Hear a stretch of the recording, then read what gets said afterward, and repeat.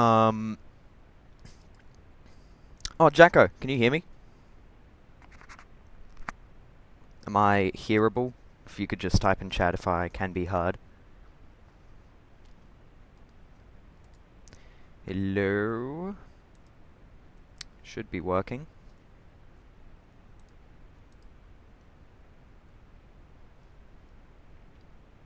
Yeah, I hear you. Okay, good.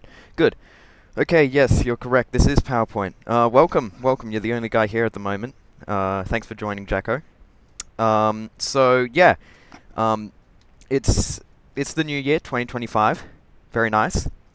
And I've been playing this for a little bit, as I'm sure you have as well. There's been a lot of films released this year, and outside the films released this year, there's also been a bunch of films that I have watched, and so I figured it'd be nice to just do a bit of a retrospective of the year and just a bunch of films that I saw and things like that. So just a quick disclaimer, a lot of these aren't actually from 2024. A lot of these are from different years. I only watched 11 movies from 2024 this year. Didn't do a great job of catching up on all of them. But I have a bunch of different topics. I start off with 2024 films, then I'll go into my top 10 favorites, and yada yada yada.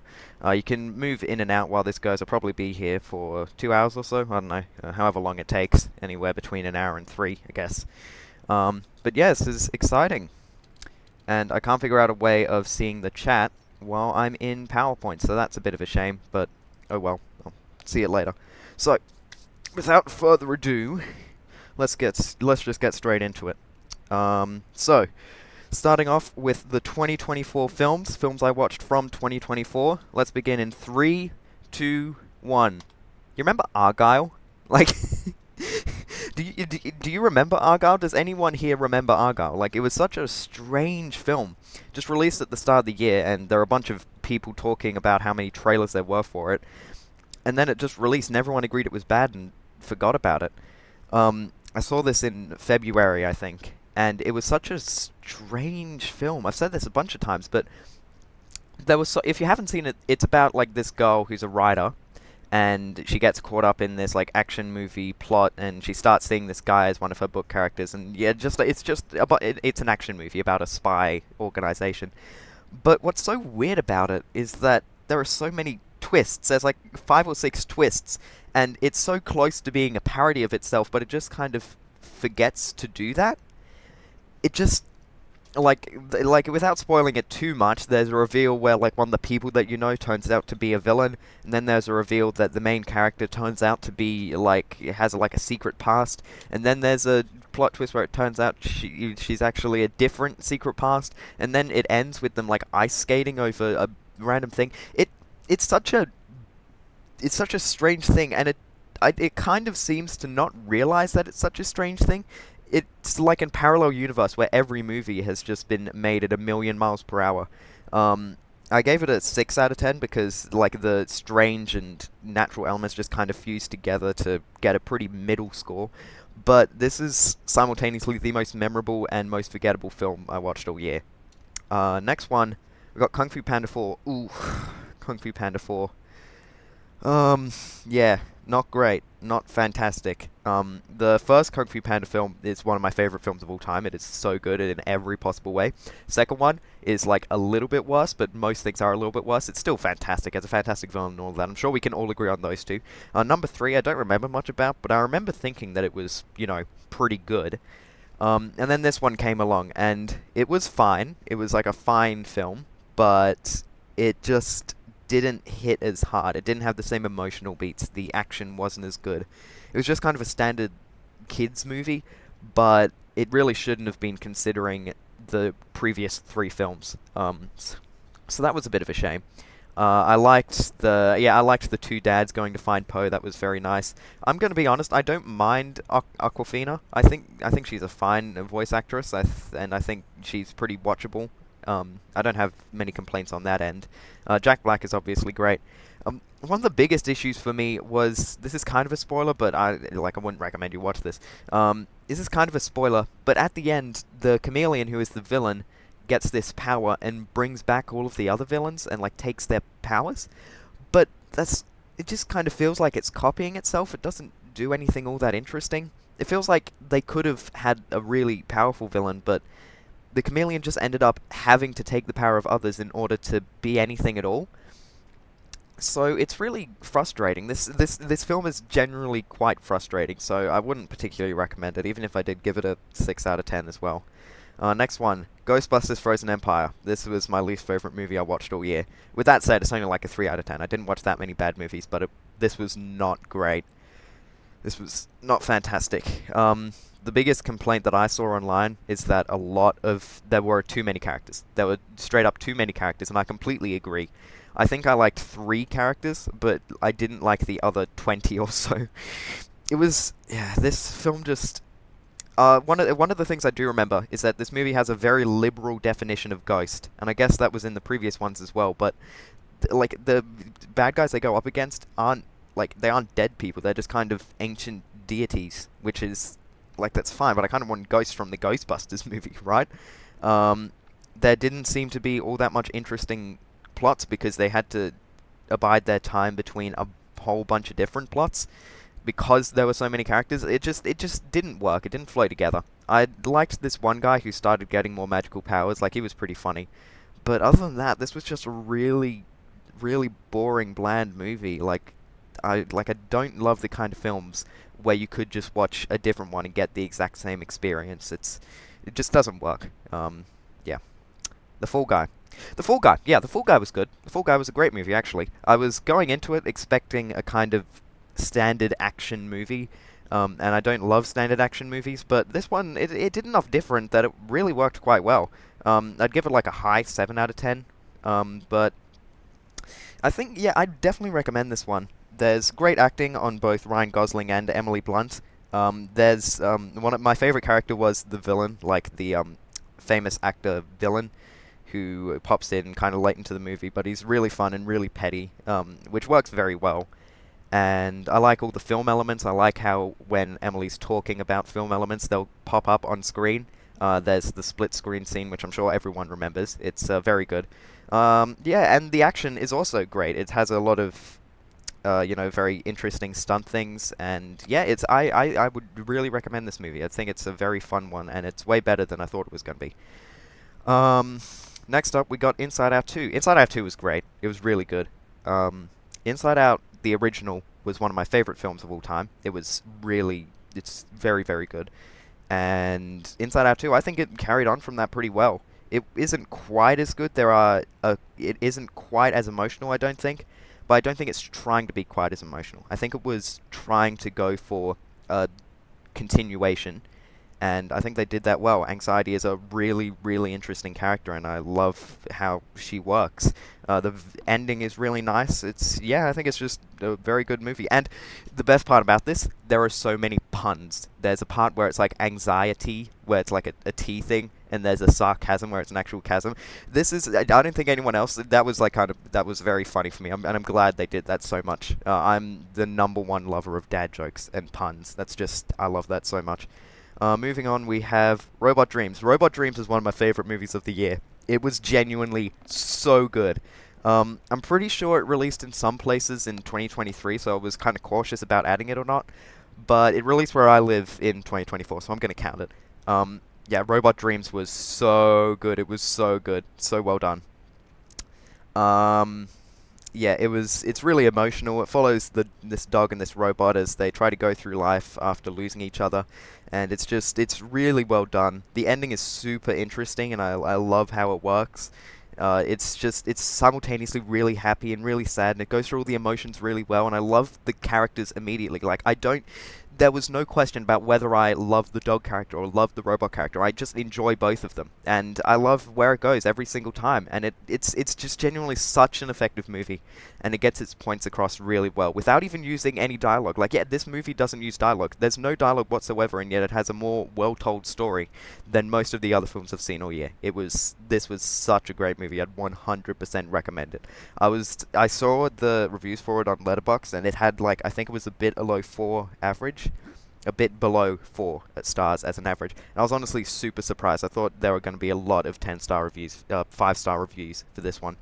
So, yeah, 100% recommend that. 9 out of 10. The Union. Wow. The Union... by the end of The Union, it was beautiful because I felt so much nothing. You know how I was saying before that the Fall Guy was generic action movie, but it turned out not to be. The Union was the generic action movie that I thought I was going to get. It's a Netflix movie, I'm pretty sure. It follows the guy on the left, who I don't know the actor's name, and the guy on the right, and it has J.K. Simmons in it, so that was nice. But yeah, this was just generally a movie about action, which involves some action in it, and the action was fine. There was no plot. It was just action scene after action scene. It just felt like like what's the point? I'm not watching anything here. I'm sorry to be so pessimistic about this one, but it just really did not work for me. So that's a bit of a shame. And then the next one also is in a similar boat. I'm going to go to it now, but it's kind of the opposite. Jackpot is one of the most insane movies I've seen in my entire life. It's like an and then story. Like you can see that John Cena's in it. The way they introduce John Cena's character into Awkwafina's character, he literally falls through the ceiling and then starts beating up people. That's not a joke. That is quite literally what happens. This is such an insane movie. It's like if you've seen Hot Fuzz or any of those like Edgar Wright high energy movies, it's like they took that and tried to fit it through the square hole. Like it did not work. I kind of really like it because of how insane it goes. But at the other hand, it's not a very good movie.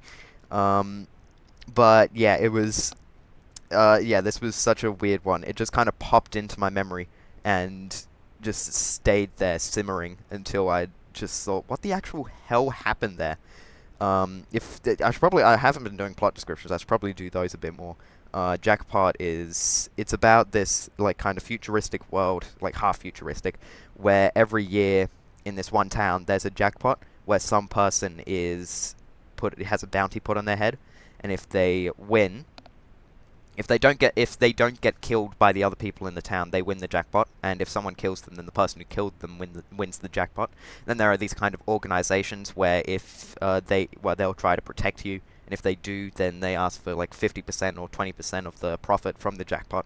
And it just kind of goes from there, and it just goes completely off the rails. Next one.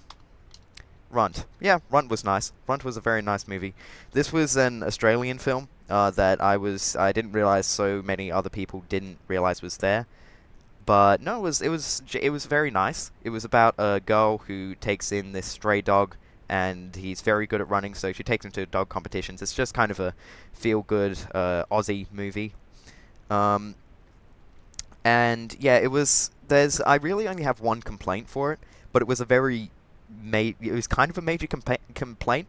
The pacing is generally pretty good, except for the fact that they do not have pauses. Like there are no pauses in the pacing in this movie. There are the standard parts where they're at the dog competition and things are getting like tension and like slowing down when they're in the car or whatever. But when there's actually supposed to be a pause where like we can just kind of reflect, they just kind of skip over that. Like the movie just keeps on chugging along. Like they just skip over the pauses. So that was really weird, and it was definitely noticeable. But other than that, no, it was a nice movie. 7 out of 10 is what I'd rate it. It was very sentimental and very family, and there were some very nice speeches in there that made me feel very good. The dad character was nice. The son character has a YouTube channel, and it goes viral. Not me, for real, for real. Well, actually, no, there was that one time. Anyways, never mind. It was just generally a pretty nice movie, and yeah, I think you should check it out if you haven't seen it. The Wild Robot hated it. I thought it was crap. No, I'm just kidding. The Wild Robot was fantastic. It was really good. It was very good. It wasn't quite as good as The Last Wish, I don't think, but it was certainly pretty close. It's about this robot that goes to the wild and then raised this little duck thing with a fox, and it's just basically about becoming a parent and the robot becoming more human. And it was very nice. It had a lot of great emotional beats, and it wasn't too intense. It just took things slowly, and I think that was very good for the theming that they were going for here. I thought there weren't a lot of bad things. I think I would have liked to have seen more of the other robots. Like right at the end, there's some more like robots come in and try to attack, and that was what I was really excited for. I think robot villains, like big robot villains, are kind of the coolest thing in the entire world. And like focusing on how that going against the main character's point of view was like I think that was going to be really interesting, but they didn't do that, so that was a bit of a shame. But oh well, I suppose. Just generally, it's a really good movie. Just check it out. I'm sure you've heard of it. Moana 2. I think this was the last 2024 film that I saw this year, but it was not good. It wasn't great. I watched it for the first time and I thought, oh, 6 out of 10, and it was fine. But the more I thought about it, the more I realized that it actually kind of blew. It kind of sucked a lot. It did both of those things. It blowed and sucked. It was just terrible. It wasn't terrible, but it was... I'm finding it very hard to put this one to words. There was so little, like new and interesting stuff to get out of it. It was basically just Moana again, except they took out the soul. I agree with everyone saying that the old man character was kind of the best part. I think that was correct. I don't have anything to say about this one. It was just boring, and it wasn't as nearly as good as the first one. So I'm sorry to disappoint. So yes, that was the end of the 2024 section. Going into the top 10 films I watched this year. It doesn't have to be from 2024, it can just be from any film. Before we get into that, I'm going to check the chat because I haven't done that in a while. Oh, whoa, that's a lot of... Hold on. I've not watched on CDs in the... I heard not many like the... Oh, just going through your messages, Jacko. Heard not many like The Fall Guy. I thought it was kind of popular. From what I've seen, it was pretty good. So, I don't know. Yeah, I've got to love Pixar. Obviously, the sarcasm was fantastic. Pixar, where like they kind of mess up at points, but when they're good, they are so good. I think that generally speaking, on average, they have the best movies out of any Western animation studio. More robots. Surprisingly, not seen Moana. Have you not seen Wicked? No, I haven't seen Wicked. We were considering it. We were considering watching Wicked, but we didn't end up going to it. We saw Moana 2 instead, which I think was a shame. We're watching it with the family, and my dad doesn't really like musicals, so it's not too bad. I have heard many good things about Wicked, though. I'll have to check that out soon. Okay, I'll go into the next section and check in on your messages at the end. Okay, so, top 10 films I watched this year. Just one final thing. From 2025, I have seen one movie this year in 2025, and that's Paddington in Peru. And I was considering putting it on the list because it released in 2024 in some places, but it literally released January 1st in Australia. So that's where I'm going to wait until next year when you want to hear my epic opinion on Paddington in Peru. It was very good. Anyways, top 10 films I watched this year. Number 10, Fargo. Fargo, I watched this recently, and I watched the first season of the series first before watching the movie. The first season of Fargo started off really well. Like, the first episode was absolutely fantastic, and it kind of kept that up, but then at the end it kind of got a little bit weird. But generally, the Fargo season 1 was really, really good. And the movie, I'd say, was even better. It's very clearly a movie that's carried by its direction, because it's a bit hard to tell why it's so good. This was directed by the Coen brothers, who are very prolific, in case you don't know them.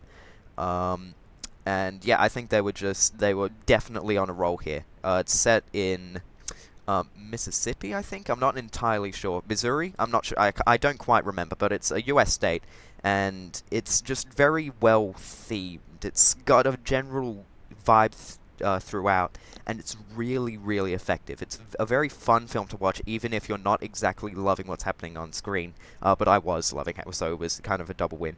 Steve Buscemi and one other guy who I don't know who it was played the two villains, and they kind of ran off on each other so well, but kind of didn't, and it worked really well for what they were going for. I thought Fargo was a fantastic movie. It's a 100% recommendation, and it gets pretty violent at points, so that was a bit of a hurdle. Actually, it wasn't too much of a hurdle, but it was definitely more violent than some of the other movies I've seen. So yeah, definite recommendation. Master and Commander. Master and Commander was a very good movie. I was going into it thinking that it wasn't going to be great, but then it turned out to be really, really great. It has Russell Crowe in it, who does really well. And it has, I don't remember the name of the other actor, but his friend is in it, and he also does really well. It kind of didn't stick with me all too much, but one of my first thoughts after leaving the movie was thinking, wow, that was really good. If I'd remembered more, if I had if what had happened in the movie had stayed in my memory a bit more, then I would have liked it a bit more, but it just didn't do that, so that's a bit of a shame. But just generally, yeah, I think this is I hadn't heard of it before, but it's really, really good. It's on the sea. It's about Russell Crowe trying to take down this other ship. And yeah, it has great action. It has great theming. It's pretty dark and emotional at points, and those scenes were really effective. Yeah, I think this was just a really underrated thing because I don't think anyone talks about it anymore, but they really should. And going from one Russell Crowe movie to another, number 8 is A Beautiful Mind. Originally, I had this placed below Master and Commander, but this one has stuck with me. One of the most... I'm not speaking well. This movie has stuck with me more than most other movies I've seen this year. Like, even the ones above this, I remember a bit less than A Beautiful Mind. A Beautiful Mind, it's about the famous mathematician John Nash, who won a Nobel Prize for his code breaking, and it doesn't go into that too much. But there's a twist halfway through, which you'd know about if you knew John Nash, but I didn't, and the twist halfway through, it blew my mind. It was really, really effective, and it very much reframes the entirety of the movie up to that point. I thought that was a fantastic twist, and it worked super well. And then the movie after that, it kind of changes pace, but it's still just as good. The only real issue that I have with it is that they don't go into the maths that he does. They just kind of look at him as a person, when I would have enjoyed if we'd actually seen what he accomplished in his field. But maybe that's just me really liking maths. Yeah, definite recommendation here. I mean, I should stop saying definite recommendation because these are my top 10 favorite films of the year. Okay, number 7, Juno. Oh, Juno. Juno is... watching Juno is like hanging out with that one friend that you talk to all your other friends about. Juno is such a... It's like kind of a sad movie because it's about teen pregnancy, so that's dark. But the way that it's presented, and we got Elliot Page, I think, as the main character. It's just very fun to watch. It's a very fun to watch movie. It's very funny and it's very vibey. It's very enjoyable to watch from start to finish, even if it does definitely stray into darker areas at points. Just generally, I think Juno, the main character, is what carries it. She's so likable, and yet she's so interesting as a character. It's just, I don't quite know how to explain this movie other than just saying watch the movie because it's really, really good. The Sixth Sense. The Sixth Sense is like everyone talks about how good the Sixth Sense is. And you kind of think, oh yeah, it's probably one of those pretty good classical movies. Nah, this movie is so good. This like everything they're saying about how good it is, it's true. The Sixth Sense is fantastic. Even knowing the twist, even knowing both twists in the movie, it's still really, really good. It's about this boy who can see ghosts. It's like you've probably seen a parody before. It's like, I see dead people. Yeah, it's that movie, and it's just. It is so emotionally effective by the end. There is a sad scene right at the end when the kid and his mother are stuck in traffic, and that's probably one of my favorite. That's one of my favorite scenes of the whole year. Excuse me for a second.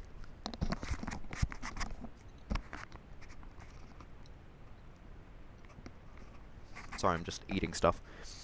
Actually.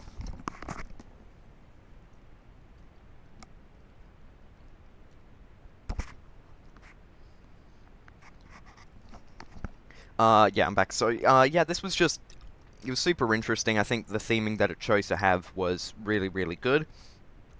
I don't really have anything bad to say about it. It was just a really nice, really super memorable movie.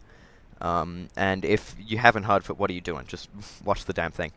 Next we got 8th Grade. This is a Bo Burnham directed movie, and I got really into Bo Burnham at the start of this year.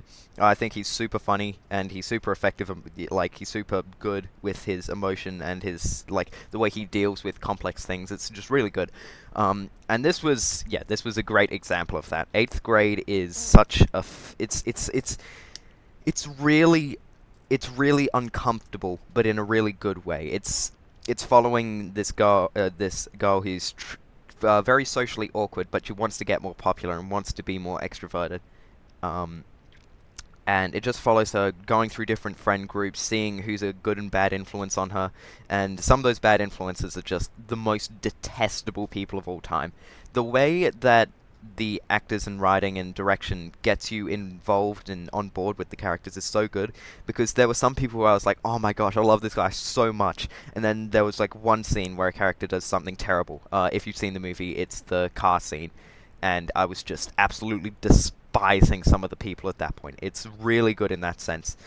I think realistically speaking, movies like The Sixth Sense and the one below that, Juno, are probably a bit better, but I just like this movie so much. It was so fun to watch, despite having so many tough scenes.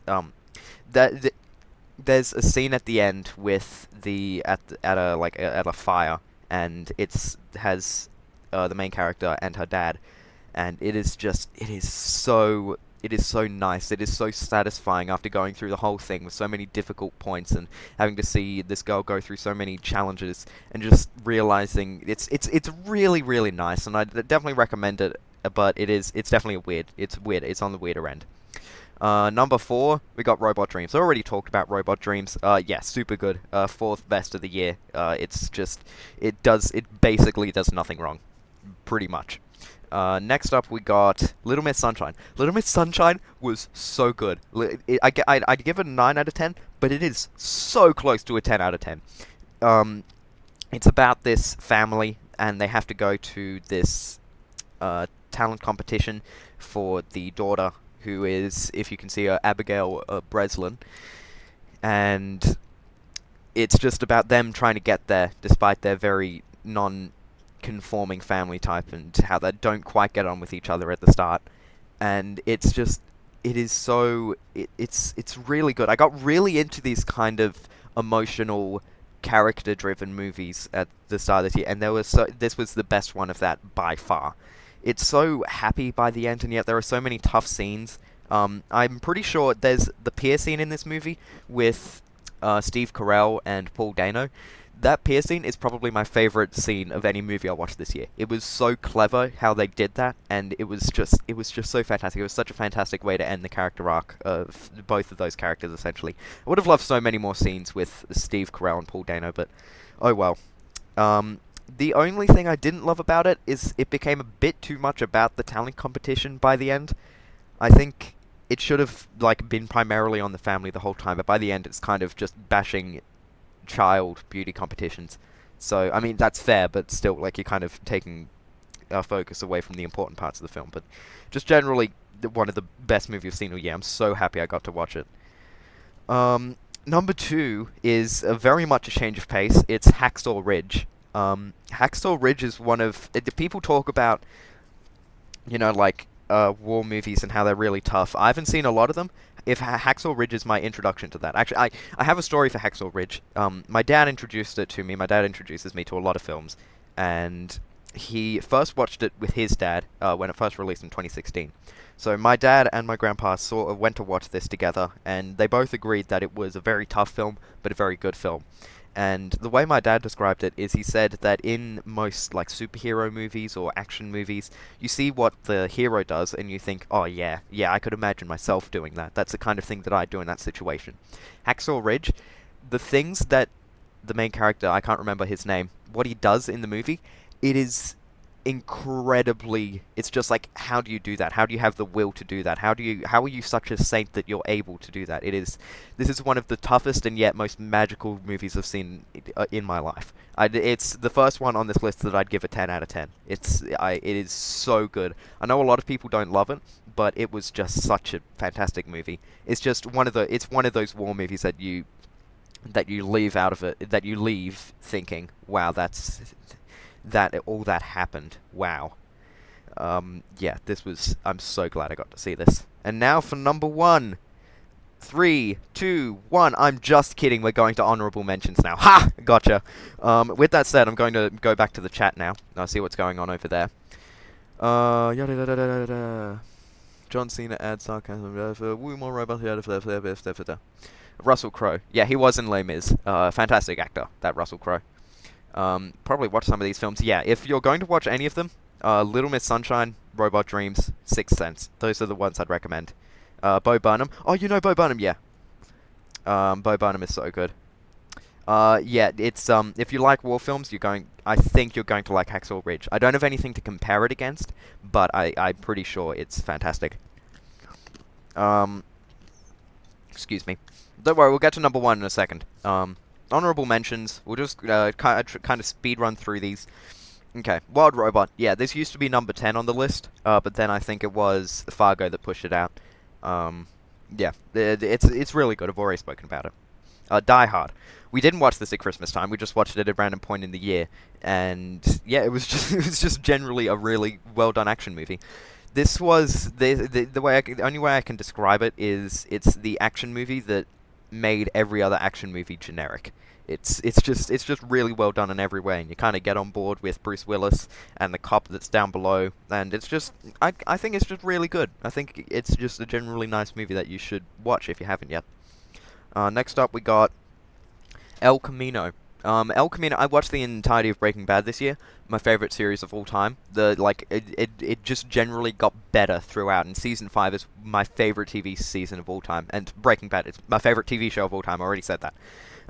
Breaking Bad was so good, and the movie continuation, yeah, it was still really good. It was a nice way to get an end to Jesse's character.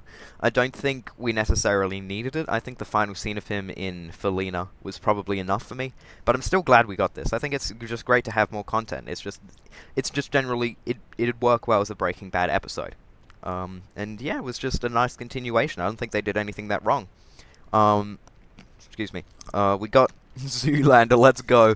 Zoolander was probably the funniest movie I saw all year. I was on camp with one of my friends, and I was talking about the scene from The Other Guys where the two guys like jump off a building, but it's not like a cool thing or anything, they just die. And he describes a similar scene in Zoolander. He's trying to remember what it was, and then he just looks at me and says, "Kill the Malaysian Prime Minister." And, like, because that's the plot of the movie. Zoolander is about Derek Zoolander, this fashion model who's an idiot, and he tries to turn his life around from being in the fashion world. But then an underground fashion guru, like, group of people, like, lure him and hypnotize him until he's able to kill the Malaysian Prime Minister through song. It's one of the most insane movies I've ever seen in my life, and it is so fun. If you haven't watched Zoolander, you've got to watch it. Like, it's genuinely one of the most insane movies I've ever seen. Yeah, there's one scene, I kind of don't want to spoil it, but it's at a car park. Actually, no, I'm just straight up going to spoil it, I'm sorry.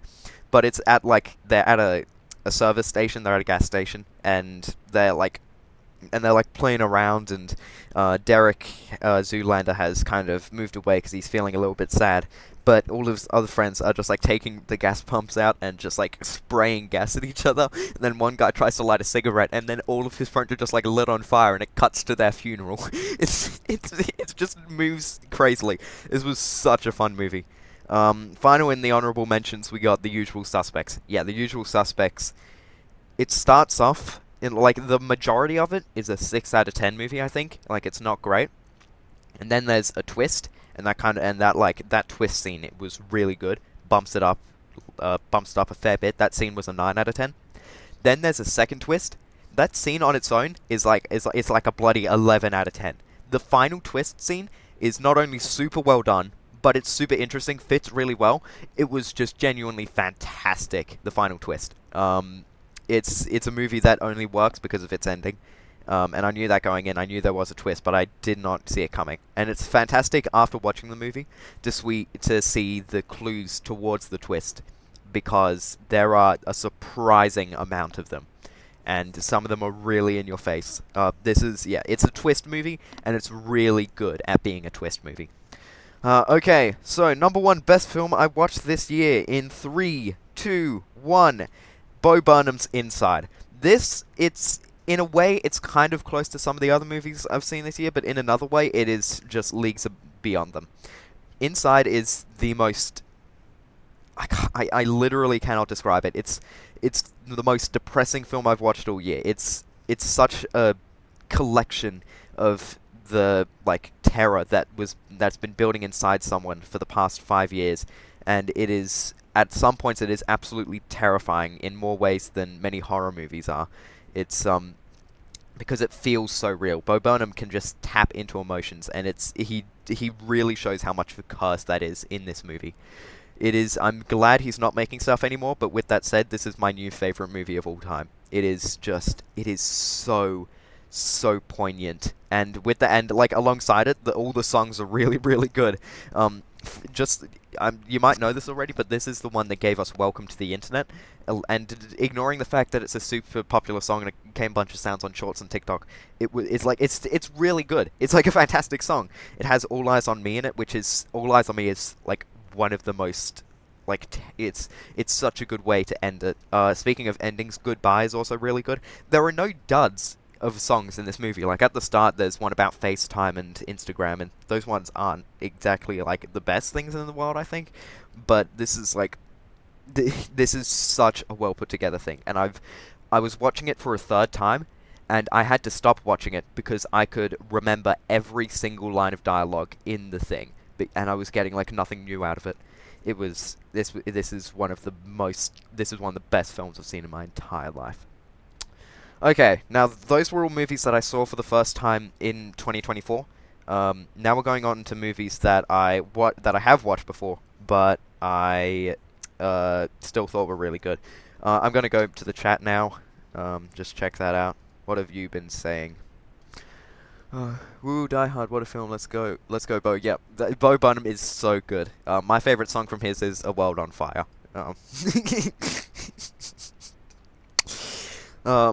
One second.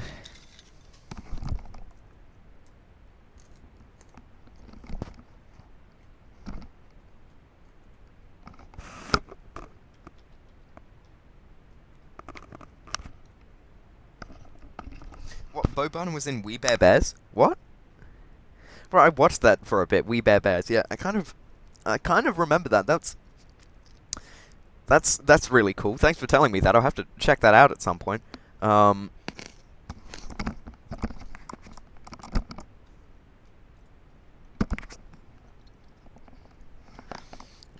Okay, best rewatches. 3, 2, 1, let's go. Nimona. Nimona was great. Nimona was really good. I watched it for the first time last year, and like my mum literally heard it off of like a radio. She was listening to the radio and they said, "Oh, Nimona's pretty good." She was like, "Hey, let's watch Nimona together." And I was thinking, "Oh, I mean, sure, but it's probably not going to be great." It was so good. It's one of the best. It's one of the best things it is one of the most surprisingly good films I've seen of all time. There are some parts that I'd say are a little bit cringe, bruv. I just think this movie generally has kind of a dark plot, and there are some scenes that break away from that a bit. So that wasn't the best thing in the world for me, but the actual plot line is really good. There's the twist at the end is really effective, and Mona is a really good character, and I really like plots where the main character is framed, and like there are a bunch of people looking for him, and that's just really specific, but it fits this movie's thing really well. I kind of watched it in two parts, but in a really weird way. I watched from like half an hour in to the end of the movie at one point, and then like 5 months later, I watched the first hour of the movie. So I've kind of, in a way, I've watched this movie 1.35 times this year. But yeah, no, this is very good, and I can see I'm glad it got Oscar nominated at least. I'm glad that we were able to get it back from Blue Sky after Disney stabbed it. Okay. Oh Christ, I didn't mean to do that. Arthur Christmas. Arthur Christmas is one of the. This is. In terms of Christmas traditions, there are no real. Our family doesn't watch a lot of Hallmark Christmas movies. We just kind of. The only one that we watch is Arthur Christmas. That's the only Hallmark Christmas movie that we watch, because we've agreed that all the other ones aren't very good. But Arthur Christmas is so good. It is fantastic. It's just about this. It's about like one child getting missing, and Arthur just basically goes on a journey to get this bike to this kid, and it is just such a well realized movie. and it's like shockingly good. Like this is a Sony movie. This is the same guys that gave us the same guys that gave us Emoji Movie also gave us this, which is it's sad that we have to keep going back to the Emoji Movie, but it's true. Like like this, there's the on the left side my mouse is here. On the left side, this guy right here, he seems like poised to be a twist villain, but then he isn't. He just has a really, really strong character arc. Arthur goes from being like a very, very oblivious guy to a very depressed guy to being no longer oblivious, but still being really happy and still being very good. The Santa, all the characters have really good arcs. The only one that doesn't is Mrs. Santa, but that's because she's already a perfect character. And the jokes, when the jokes are good, the jokes are really good. Especially the part where they try to worry Arthur. If you've seen it, you know what I mean. That was hilarious. Okay, moving on. The Wonderful Story of Henry Sugar. I watched this last year, then I watched it this year. And there are so many parts where I thought, oh no, it's going to get a bit worse now, isn't it? And it did not do that. It just stayed good for the entire thing. This is my favorite Wes Anderson movie. I love the combination of Roald Dahl and Wes Anderson. It just fits together like it's a bloody jigsaw piece. I love The Wonderful Story of Henry Sugar so much. It is such a well-made movie. It's so well directed. It has a fantastic vibe to it. It's a well-told story, and it ends really well.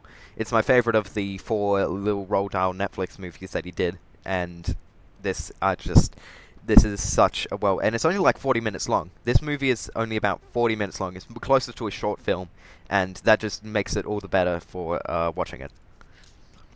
There are 2 more movies. First of which is Hot Fuzz. Hot Fuzz is the most fun movie I've ever seen. I've watched better ones, but this is the most fun movie I've ever seen. It's directed by Edgar Wright, one of my favorite directors of all time. It's the second movie in the Cornetto trilogy and my favorite of the trilogy. The comedy is always good. There is not a single bad joke in it, and there is like 2 or 3 jokes per minute. Nick Frost and Simon Pegg are both great. I think Simon Pegg is he's definitely better because he has a more complex character, but they are both really good. This is another one with a twist halfway through, and I've seen more well executed twists in things like The Usual Suspects, but this one has my favorite concept for a twist. It is so hilarious. It's about the town and what the town really means, and it is so funny. This movie is just generally very, very good. It's super fun, high energy throughout the entire thing. I've seen some people complain about some parts of it, but I just don't think they land at all. I'm so happy that I watched this, and I will watch it over and over and over again. Finally, we got Knives Out. I watched this on a plane. I watched this movie on a plane, and it got better when I was on the plane. The first time I watched it, I think I would have given it about like a 9 out of 10 or something, like probably a mid-tier 9 out of 10. It turned into like a high-tier 10 out of 10 when I watched it on a plane. I think it's something about being on a plane.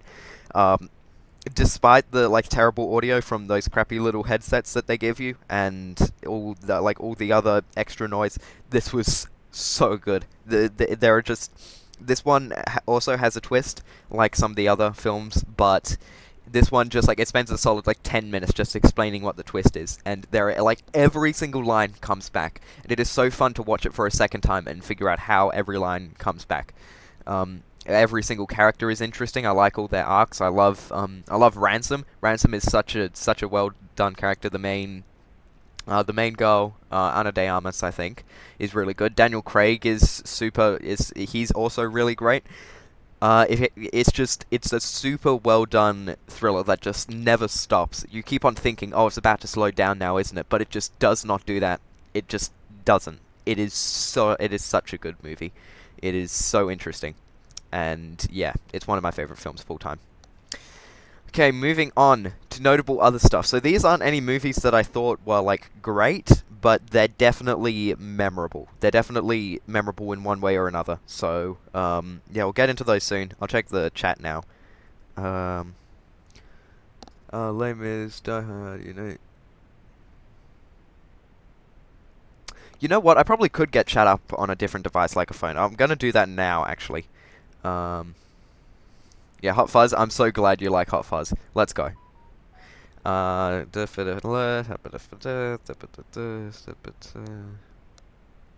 Let's go into that. I'm setting up the other device right now. Loading.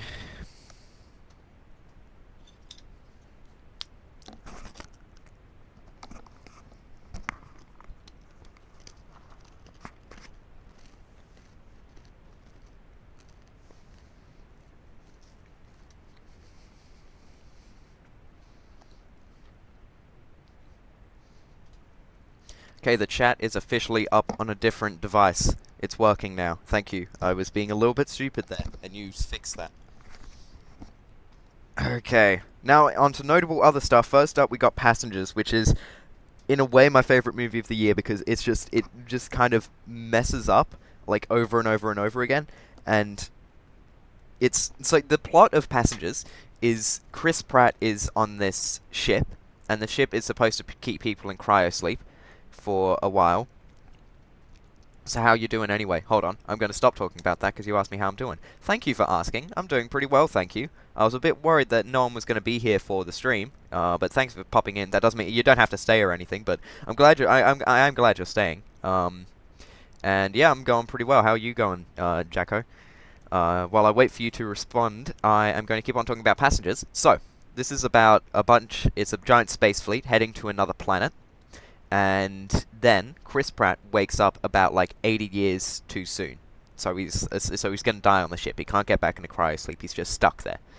And it kind of follows like how he deals with the isolation and all of that until about 40 minutes in, where he wakes up another person, Jennifer Lawrence. And that was a very strange thing for them to do. That was very odd. I'm not sure why they did that, because it just kind of turned the movie into an average romance movie with like some dark bits, but they kind of don't do that anymore. Like they take everything that was so good about the original plot, and then they just kind of get rid of that for an average romance movie. And I have no idea why they did that. It was not very good at all. But with that said, I mean, I still like the first 40 minutes, and the set design is like that was one of my favorite set designs of the year. It was really memorable, and I liked it a lot. So yeah, Passengers, one of the most interesting films I've seen all year.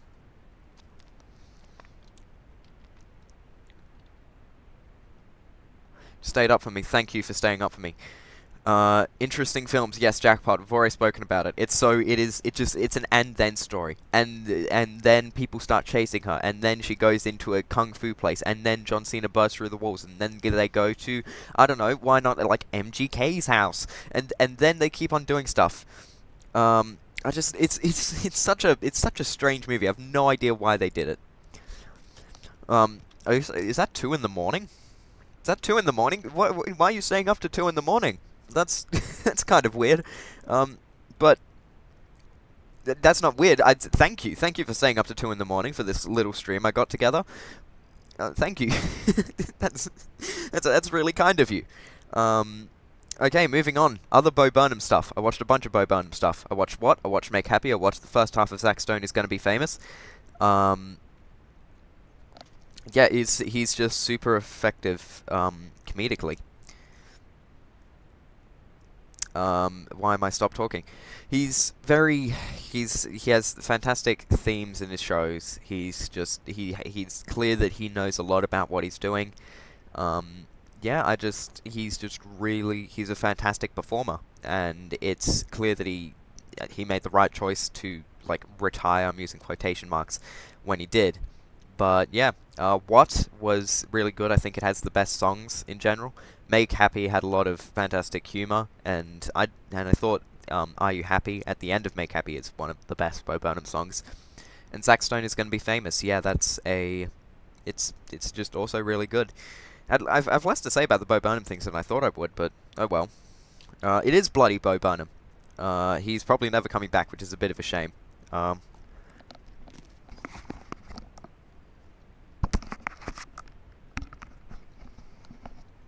So moving on from Daniel Burnham, what do we have next? Fat Man. Oh, Fat Man. Fat Man was a very weird movie. We watched one other Christmas movie this year, but This one is about Mel Gibson as Santa Claus, and he's kind of like pessimistic, and he doesn't think there's any good in the world. And so he gives this very rich, not like evil kid coal for Christmas because he's a bad person. And then the kid hires a hitman to go kill Santa Claus. And while that's happening, the U.S. government is trying to set up more operations, with his elves facility. This was honestly, I thought it was going to be really bad, but it actually was pretty good. Like, I don't mind the hitman character. I think Mel Gibson Santa Claus is like strangely really, really good and really emotional. His wife is also really good. There's this elf that I thought was 100% going to die, and then he didn't, which I'm very happy about. This was a surprisingly like solid movie, and it took itself more seriously than I thought it was going to. But it was good that it did that. Okay, moving on. We got the other movies in the Cornetto trilogy: Shaun of the Dead and The World's End. I thought Shaun of the Dead was a bit better than The World's End, but The World's End had the best scene in the entire Cornetto trilogy, which was when they first got into the 12th pub. So I'm just going to do a plot description, then that should be enough. Shaun of the Dead follows this guy named Shaun, who's just kind of dropout. Like, he's a dropout from college. He's just like kind of working a bit, and life isn't going too well for him. And then there starts to be a zombie apocalypse, and he has to catch up with his friends. And he sets aside some of the drama that he's had, and he's had to like say goodbye to people. And it's a very funny movie, and it has a great plot, and it's just generally very good. I thought it was way worse than it actually was on the first time that I watched it, because I thought it was going to be a lot more like Hot Fuzz, but it took itself more seriously, and I'm glad it did that. The World's End. Okay. So the plot for The World's End is, if you haven't heard it before. Oh yes, have you taken a shortcut? Oh, the have you taken a shortcut scene is one of my favorite jokes of all time. Actually, my favorite part of Shaun of the Dead was that part where he was like, "I'm going to check if the coast is clear for the pub." So he like walks up, then walks down. Well, is the coast clear? No. Like that was so funny how he said that. It was so good. The World's End. The plot for The World's End is it focuses on Nick Frost, who had a great night trying to perform the it wasn't The World's End, the Golden Mile. That's the name of it. So when he was 17, he and his 4 other friends tried to complete the Golden Mile, which is in one night they go to 12 pubs and take 5 pints at take a 5-pint thing at each pub, and yeah, so they try to do that, but they fail it when they're 17. So they're all like kind of, oh well, we didn't quite do it. So then it goes into a time skip. All of them are about 40. All the other friends have grown up, but Nick Frost, he's still struggling. He's still kind of still a bit of a teen, and hasn't taken the responsibility that he needs to take. So that's a little bit sad. And he tries to get himself back up. He tries to improve his mood again by trying to complete the Golden Mile with his friends. So he gets them all together, and they start going around the Golden Mile. But it's obvious that Nick Frost is trying to be like still a teenager, but they're still adults, so it's kind of conflicting. And and all the friends are doing things that are responsible, but it's messing up with the night, so Nick Frost is having this conflict. And eventually it's revealed that Nick Frost was lying to one of the guys in order to get him to come, because the friend who didn't want to come was just kind of, he ends up lying to them, and it's like a big thing, and then aliens attack, and they have to beat up the aliens, and it just takes an immediate left turn into like this alien action movie, and it's so funny. Like all these movies are, it's just really funny. It wasn't quite as effective as the other ones because I don't know, it just didn't have the exact same source that Edgar Wright often puts in his movies, I think. But it was still like really, really good, and it had the 12th pub scene at the end, which was chef's kiss. Okay, moving on. There might be one other interesting film. No, okay. So now we're going to move on to video games. None of these are from 2024. These are just video games that I bought in the year. And you know, some of them were good, let's get into them right now because I don't have to check the chat anymore because I got it on my phone. Thank you, Jacko. Okay, first off, we got Help Wanted. Help Wanted it's a VR version of Five Nights at Freddy's, and it's very fun. It's a very fun little game. Hold on, just give me a second. I need to recalibrate my thoughts on this one.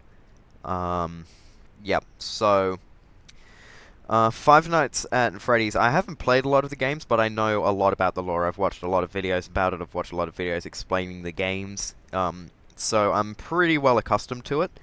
But the VR version was really, really good. I thought they did things together.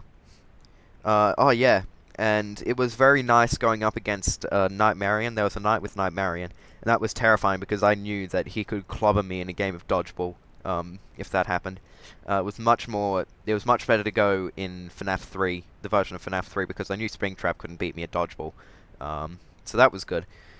Yeah, there's a whole thing with Glitch Trap, which I've talked about in a separate video, and that video underperformed, but it's still, I still stand by everything I said in it. I think it has a really effective ending. The lore isn't the greatest, but it's still pretty good. And yeah, the vent sections are terrifying. The vent sections are really good with Mangle, and yeah, just generally very good stuff all around. God, I hate Nightmarion. Yeah, that's fair. You hate Glitch? Did I just see you hate Glitch Trap? I 100% disagree with you there. I think Glitch Trap is... I think he's definitely pretty terrifying, but he's pretty good. Okay, moving on. We got Exit 8, or the Exit 8, but we're just going to call it Exit 8 from here. I got this game thinking that I could do a video on it, because I was kind of running out of horror games to make videos on. I ended up not doing that. It just doesn't have enough to say about it. But this game is about trying to find anomalies. So you walk through this. What do you walk through? You walk through this. Oh, how have I forgotten the name for this? Oh, okay. You walk through this like train tunnel. This. Oh god, I'm still not using the right word. You walk through those places you walk through to get to the underground trains, and you're trying to find the exit. And you start at exit 0. And then you walk through the hallway. If that hallway has an anomaly, like a scary face or things on the ground or like some guy standing in the hallway, you need to turn around and go back. But if there's no anomaly, then you need to keep going forward. And if you do the right thing, then you end up getting to the next exit. So in that case, it'd be exit 1. And if you get it wrong, you get returned back to exit 0. And you just have to keep going until you get to exit 8. I haven't actually gotten there yet. It can be pretty difficult to figure out. But I think it's a very interesting idea for a game. And I'm very glad that it's been made, even if it doesn't have the best replayability, because it gets a bit frustrating when you get stuff wrong and you don't know why. Yeah, it's like the Tube. That's kind of what it's supposed to be. And yeah, there are definitely some parts that are scarier than others. There are some anomalies where it's just like, oh, that door's open when it shouldn't be. And there are some anomalies when it's like 2 guys are standing there and you have no idea that they're there and just kind of like jump in your seat. But yeah, the Exit 8 is, yeah, it's a very good game. I'd recommend either... I think you'd probably get a similar experience... Actually, no, you probably wouldn't. The game's only about like $6, so yeah, it's definitely a recommendation. But it's not the most replayable. I thought it was going to be more fun than it was after watching it. Next we got Super Meat Boy. This was the first near the end of the year. I got 3 games together. One of them was Super Meat Boy. Super Meat Boy was probably my least favorite that I got. I got another platformer game in the bundle, but this Super Meat Boy, don't get me wrong, it's definitely a very good game, and it's certainly very difficult, which I'm a big fan of. But the main problem is that actually, there's really only one issue. And the main issue is when you fall diagonally. Like, you can't fall straight down, which makes trying to do timings, like, really frustrating, especially when I'm more used to falling straight down when I need to. And, yeah, so it just made some of the deaths feel much more like the game's fault and not like my fault, which is it's not good at all.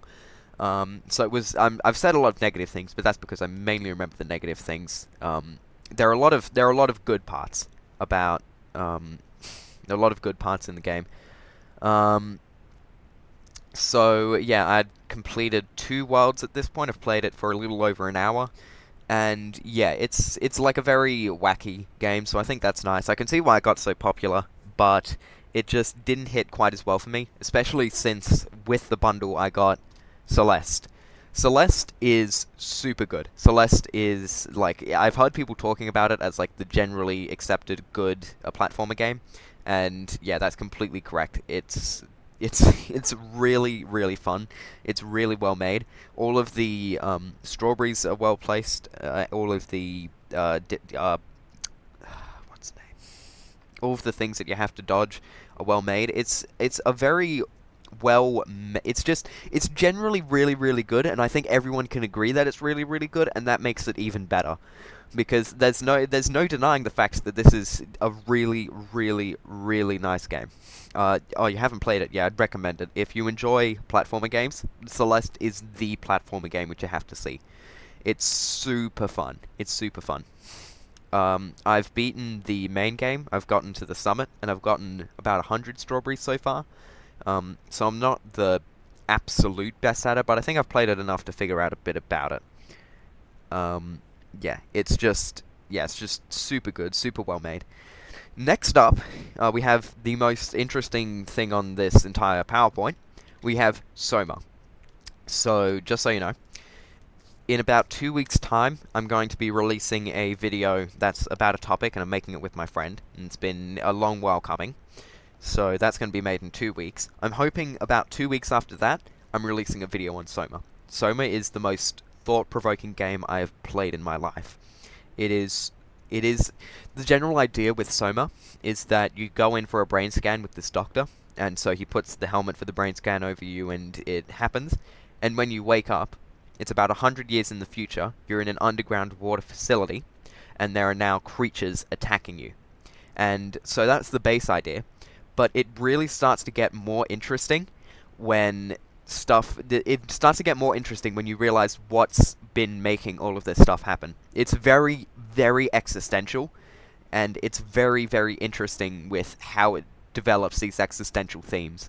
The main interesting part for me is that the main villain is the WoW, the WAU, and the WoW is a warden unit that took over the facility. It's an AI software that was given the one command, and the one command was to preserve human life.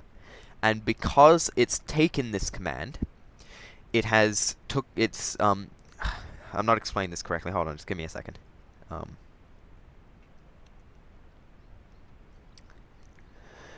So the most interesting part of the game for me is the WoW, the Warden unit, which is this AI software that takes over the facility after it gets the command to preserve human life. Now, after it takes over the facility, there's a big extinction level event where people like start dying, and there's all that kind of stuff. And the Warden unit it has to preserve this human life. So what it does is it takes some people that are close to dying, and it fills them with these like kind of electrical wires and tentacles, and artificially keeps them alive despite this. And so you can see one of these people, and it's like, it is hell. And there's another thing that it does where it'll take things that technically are dead, and it tries to preserve them, and it just takes them back, and it reverts them into these horrific creatures that attack you. And that's because it doesn't understand what human life is. And it poses the interesting question, well, how do you define human life? All of these creatures that you're seeing are terrifying monsters that you wouldn't realistically call human, and yet they're still technically within the bounds of human nature. Look, I'm explaining this way too much now because I need to save it for the video coming up, but this is one of my new favorite games, I reckon. And if you would ask me what I thought of it right after beating the game, I would have thought, I mean, it's alright, but it's not fantastic. Now, it is one of the most interesting things I've ever seen. So just look out for the video when it comes out. It's very much a passion project of mine. Okay, moving on, we got Michael. I just want to mention one thing. This is a VR game. I am Cat, but there were no posters for it. There were no like 9 by 16 posters for this game, so I just had to settle on Michael. Michael. I think it fits well because he is a cat, and the game is called I Am Cat. So it's like he's asserting himself as cat, just in case you're wondering. Okay, I Am Cat. I've played a bit of this game. It's a VR game where you are a cat and you have to like crawl around doing cat things. Yeah, it's kind of, the physics aren't fantastic. There's a lot of rubber banding when you don't want there to be rubber banding. So it's not great on that sense, and it's a bit hard to climb up things. But when it does work well, it's very fun. In the main area that you spawn in, there are knives. So you grab the knife. You can grab the knife and then like attack people with the knife. You're like a cat with a knife, which is a dream come true for me. It's a very like goofy game. You can kill your owner incredibly easily, and they technically wake up, but it definitely looks like they're dead. So it's just generally a really fun game. I'd recommend it if it weren't for all the physics, for the physics things. Jacko, you just mentioned about Gorilla Tag. Yeah, it's definitely not as solid as Gorilla Tag, and it's basically just a different version of Gorilla. It's not as solid physics-wise as Gorilla Tag, so in that sense, it's better to just get the free Gorilla Tag. So that's good. But it does have much more to see. Like, there's much more environments and secrets and stuff to look around. But yeah, so I'd recommend it if it weren't for all of the issues. With the physics. Moving on, we have Floor Plan. Floor Plan I've played very little of. I've had a little look at it, and it seems to be okay, but it doesn't seem to be great. It just kind of, it's like a puzzle game, similar to I Expect You to Die, where it's just kind of like looking up and down floors in this VR place, and you just kind of need to get stuff done. I haven't looked too much into it. It just kind of has an annoying thing where the voice lines for the characters are just like rather than actual speaking, and that's just it's a bit of an issue for me because it makes me think, oh, this is just a little silly game when I just don't, that's not the kind of thing I'm looking for. Floor Plan, I think I'm gonna try and get through it, but it hasn't really intrigued me. Could intrigue other people, but it doesn't work all too well for me. Moving on, we have got the final thing, Red Matter. Red Matter, this was one that my dad got for me, and we're both enjoying it, so that's really nice. It's nice to be able to play a game with both me and my dad. I like playing games with my dad, but so yeah, it's a very interesting game in the sense that it's carried by the visuals, like solely carried by the visuals, and the visuals themselves are absolutely fantastic. Like, actually being able to go in there using VR, it is so immersive. The, like, story for the game is generic, but it's not the worst thing in the world, and the gameplay is very easy and very handholdy, but I couldn't really care less because the visuals are just amazing. There's some parts where sometimes you'll look outside and you'll be in a tunnel, or you'll see the sky, and it's just like, wow, this feels real. It feels better than real because I'm looking at all these interesting things. I'm on another planet. I'm seeing all this technology. It's very, very fun in that sense. Yeah,